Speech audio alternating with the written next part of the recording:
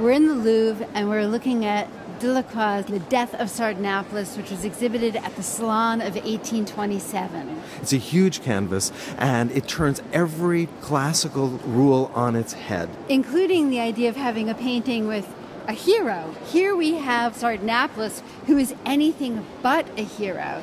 This is the height of Romantic painting, and in fact, its story comes from a Romantic poet, Lord Byron, and it's the story of this Assyrian king Sardanapalus, who is being vanquished in battle, but rather than surrender, has decided not only to kill himself, he's going to destroy everything that he finds pleasure in. The women, his slaves, all of his ornament, all of his treasure will be burned, everything will come to an end. So this is a giant funerary pyre. So he sits high up on that bed, propping his head up, looking with supreme indifference at the end of the lives of the women in his life, the end of all of his beautiful possessions. So this is a painting that is about corruption, and it is the antithesis of the nobility of David and of the neoclassical tradition that came before Romanticism. If you think back to neoclassical paintings with their very rigorous construction of space, where you can really clearly see where everything is in relationship to everything else, here we have a space that's just full of objects, all of the king's really luxurious possessions,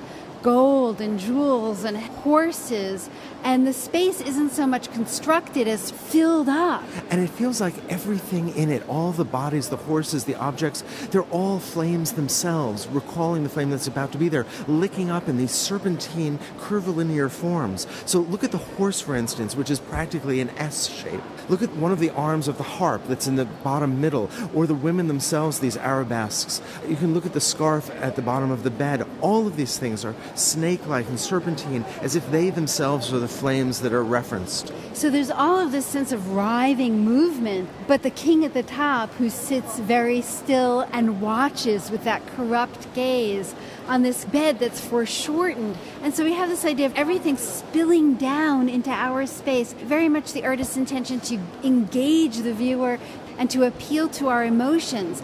The woman in the foreground is being brutally murdered right before our eyes. The horse is being pulled against its will to a funeral pyre. This is a scene of death and destruction that's happening as close as possible to the viewer's space.